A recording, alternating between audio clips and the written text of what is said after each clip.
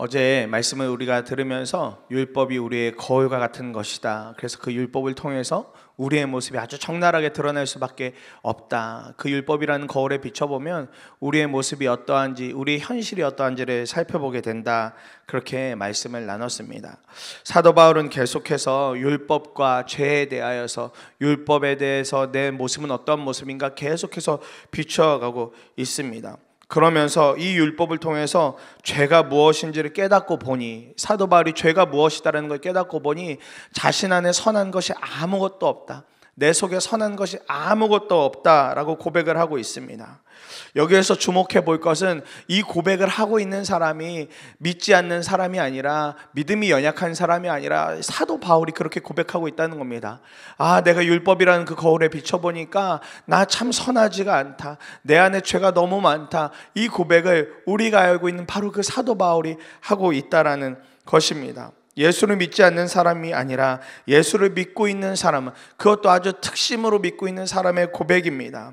사도 바울의 이 고백을 통해서 우리의 모습을 함께 한번 살펴보고 오늘 아침에 기도하며 그렇게 주님 앞에 더욱더 한 걸음 더 나아가는 저와 여러분 되시기를 간절한 마음으로 축복합니다. 처음으로 기도하고 싶은 것은 죄에 대하여 울부짖는 애통함이 우리 안에 마르지 않게 해달라는 것입니다. 죄에 대한 애통함이 우리 안에 마르지 않게 하옵소서. 24절 말씀 보니까 나는 비참한 사람입니다. 누가 이 죽음의 몸에서 나를 건져 주겠습니까? 고백합니다. 나는 비참한 사람입니다. 우리가 예수를 믿고 구원이라는 은혜를 받고 다 살아가고 계시죠. 우리가 예수를 믿었다, 그 예수님을 영접했다, 그 이야기는 우리가 예수님을 통해서 구원을 받았다, 이 은혜를 우리가 누리며 또 받고 그렇게 살아가는 사람들이라는 것을 뜻합니다. 그런데 그러함에도 불구하고 때때로 속절없이 우리가 가지는 여러 죄와 연약함에 무너지는 경우들이 있습니다.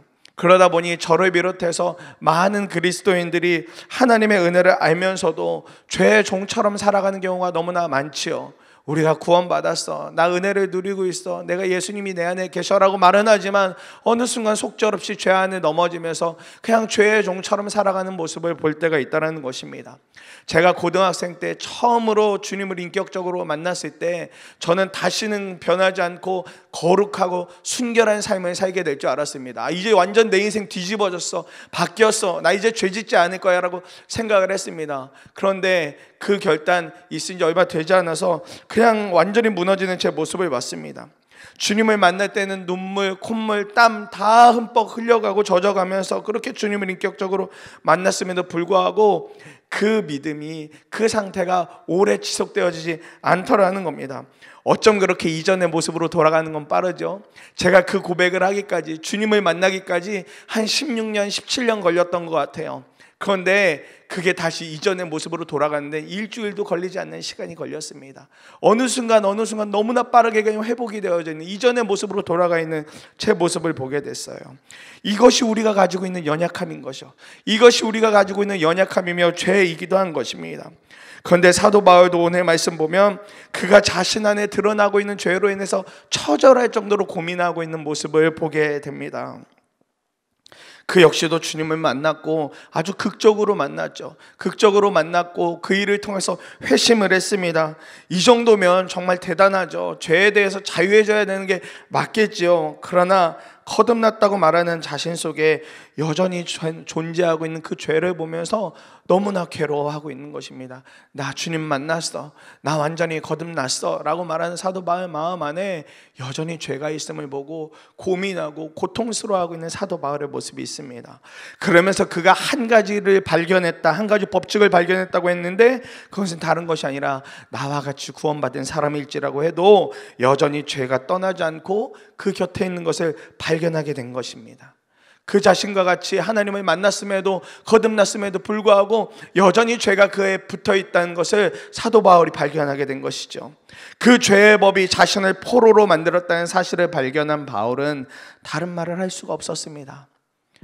죄가 여전히 내 안에 붙어 있는 거구나, 죄가 여전히 나를 포로로 만들어서 더 깊은 죄 가운데로 끌고 가려고 하는 거구나, 그런 거구나 라고 하면서 사도 바울은 자신이 정말 비참한 사람이라는 그 고백을 하고 있는 것입니다.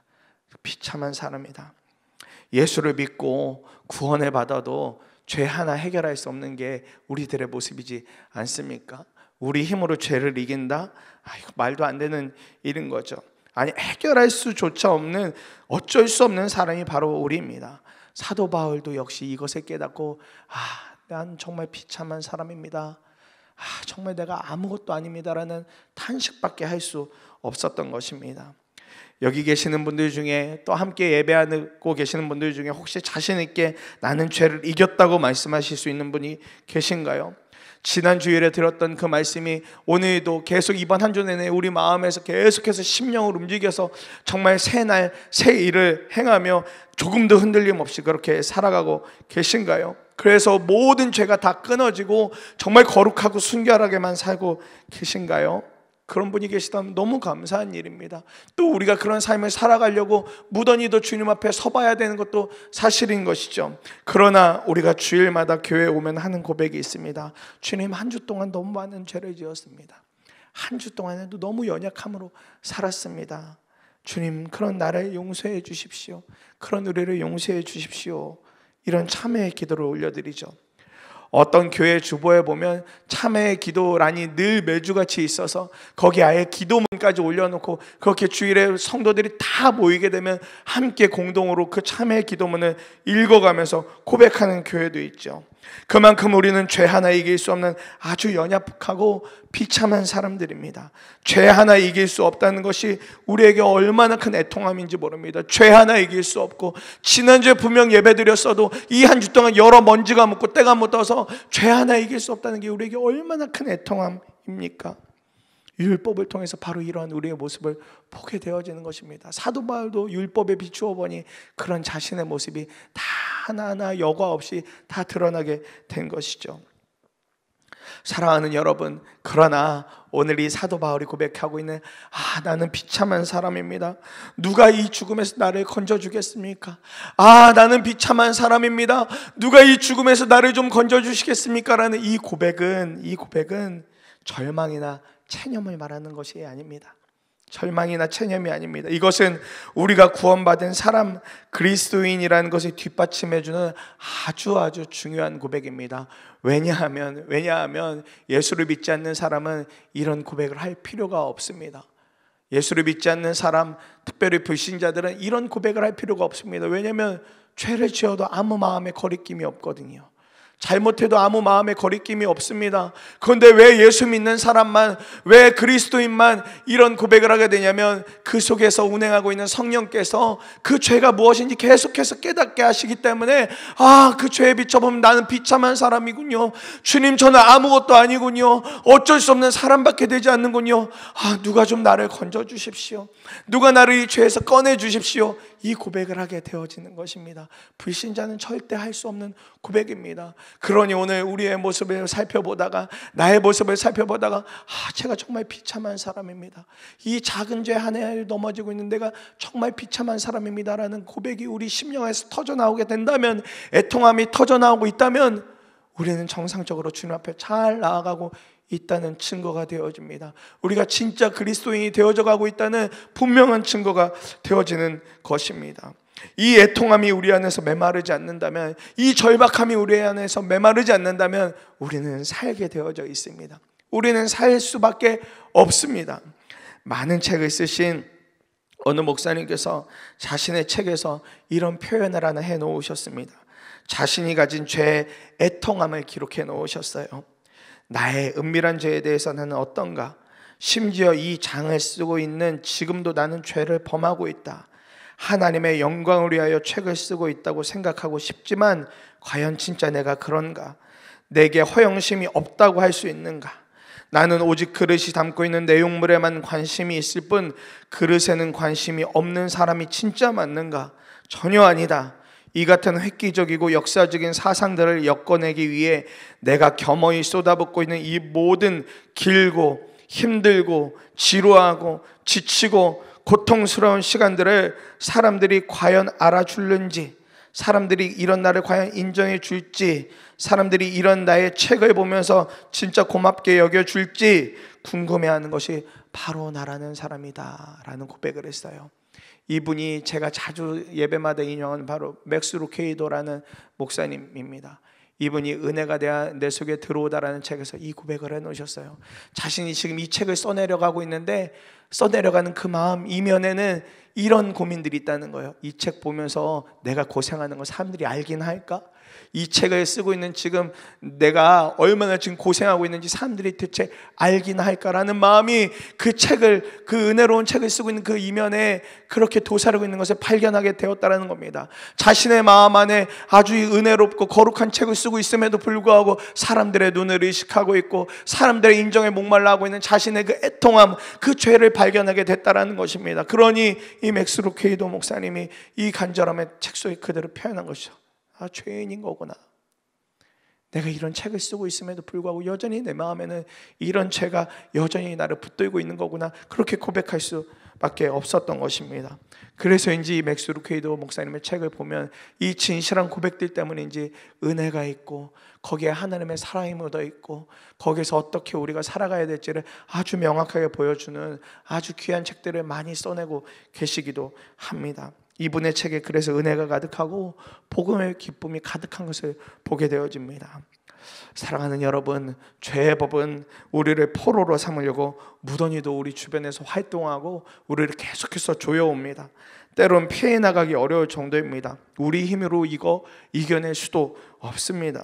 그러나 우리 자신이 어쩔 수 없는 비참한 사람이라는 것을 고백하게 될 때 내 힘으로 죄 하나 이길 수 없는, 아무것도 할 수 없는, 어쩔 수 없는 사람에 불과하다, 내가 아무것도 할 수 없다는 이 고백을 주님 앞에 그대로 올려드릴 때 그 애통함을 주님이 받으시고 그 애통함에 메마르지 않으면 우리는 그 죄를 넘어서게 있게 될 줄 믿습니다.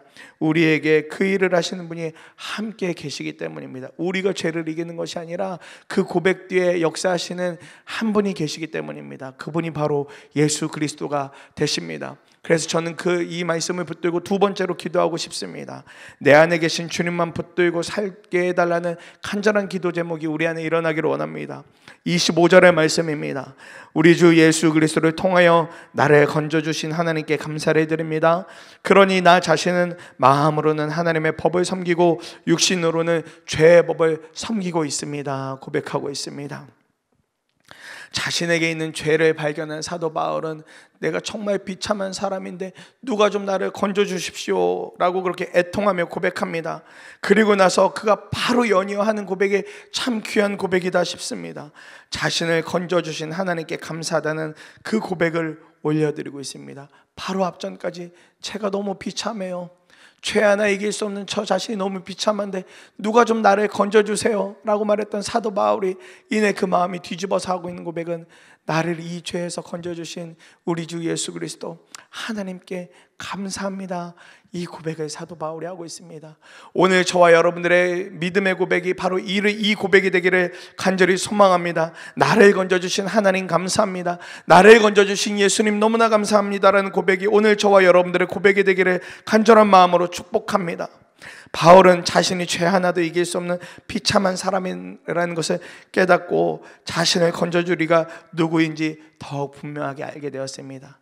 자신에게 은혜를 베풀어 주신 분, 자신을 살게 해주신 분, 그분밖에 없는 거구나 라는 분명한 믿음이 더욱더 확고하게 부어진 거예요. 예수 만났습니다. 회심도 했습니다. 근데 죄 앞에 속절없이 무너지는 자신을 보게 되었습니다. 그 후에 다시 바울이 고백할 수밖에 없던 것은 그러니 예수 그리스도 그 한 분밖에 나를 건져줄 분이 없는 거구나. 왜냐하면 본인이 경험했거든요. 다메섹 도상으로 가다가 주님을 만났습니다. 그러면서 건짐을 받았죠. 근데 그 건짐 받고도 여전히 붙어있는 죄를 발견하면서 고백할 수 있는 것은 이 죄에서 완전히 나를 건져줄 수 있는 분은 나를 그렇게 뒤바꿔 주신 예수님 한 분밖에 없는 거구나. 이 고백을 사도 바울이 하고 있는 것입니다. 복음이신 주님밖에 자신을 건져줄 분이 없음을 알게 된 것입니다. 더욱더 명확하게 알게 된 것입니다. 바울의 신앙심 아주 대단했습니다. 그는 복음에 사로잡혀서 죽음까지도 불사하고 복음을 전하는 복음 전도자였습니다. 그러나 그것이 바울을 지켜주는 것이 아님을 바울이 깨닫게 된 것입니다. 신앙심이 자신의 죄로부터 보호해 주는 것 아니라 그가 가지고 있는 어떤 사역의 사명이 자신의 죄로부터 보호해 주는 것이 아니라는 것에 사도 바울이 깨닫게 된 거예요.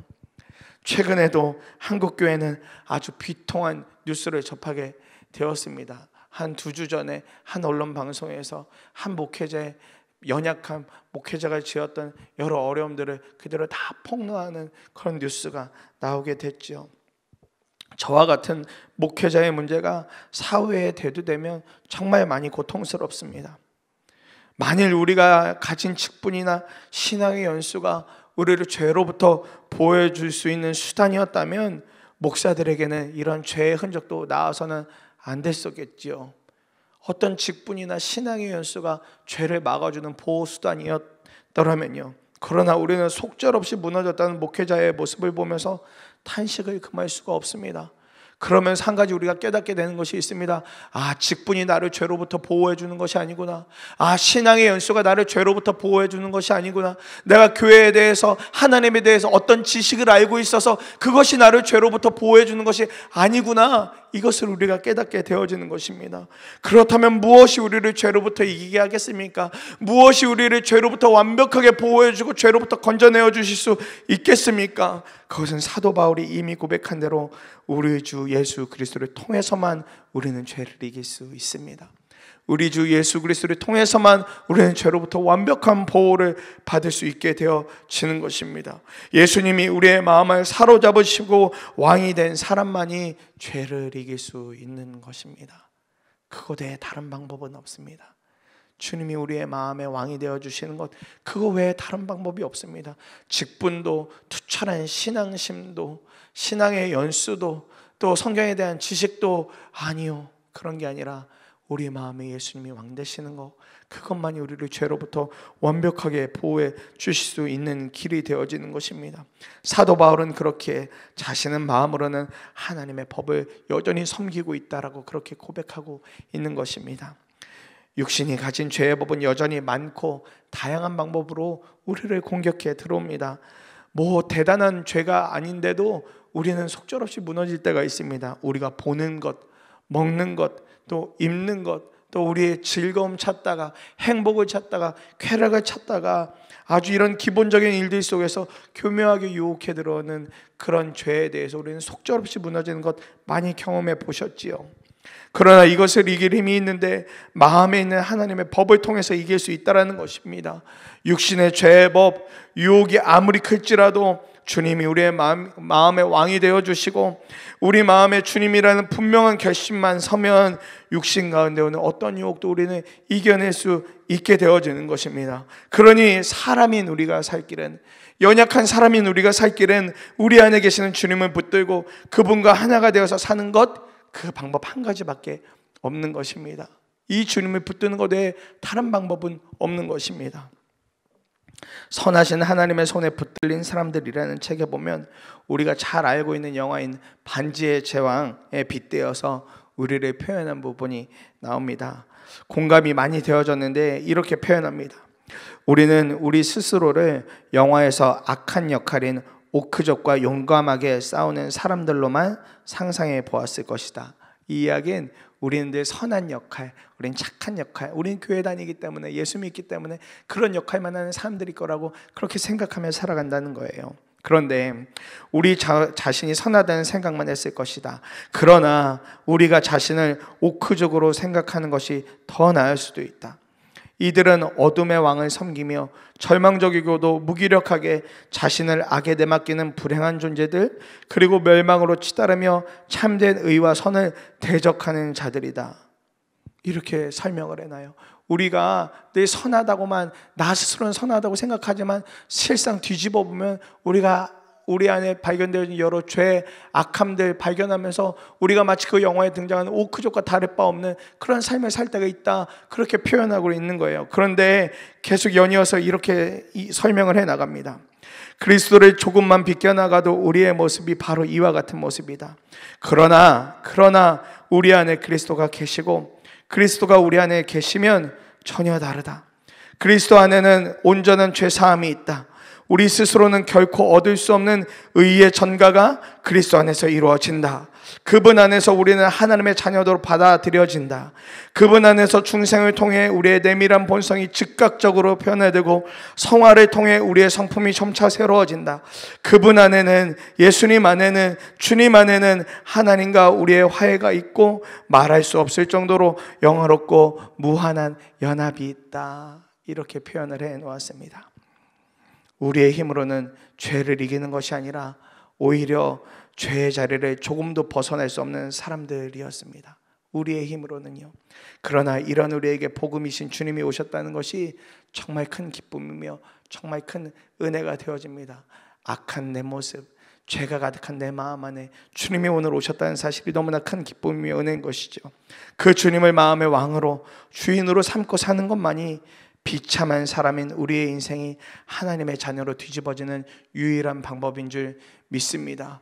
이 주님을 믿고 오늘도 우리가 살아가기를 간절히 소망합니다. 말씀을 마무리합니다.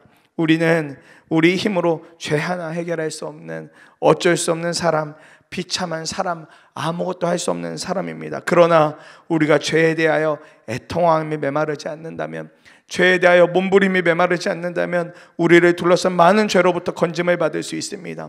그 일을 하실 수 있는 유일한 분이 예수 그리스도이십니다. 우리 힘으로 되지 않습니다. 우리가 주님을 마음의 왕으로 결정하고 고백하고 살 때에 주님과의 완전한 연합을 통해서 죄를 이기게 되는 줄 믿습니다. 나는 어쩔 수 없는 사람이지만 이런 우리 안에 계시는 주님은 완전하시고 우리를 건져주시는 분이시니, 우리를 살리시는 분이시니 오직 예수 그리스도 그 한 분만 붙잡고 오늘도 사랑하는 성도님들 삶 가운데 놀라운 승리의 은혜가 있기를, 오늘도 주님과 함께 동행하면서 기쁨의 하루가 되시기를, 행복의 하루가 되시기를 간절한 마음으로 축복합니다. 우리 함께 말씀을 붙잡고 두 번에 나누어서 기도하도록 하겠습니다.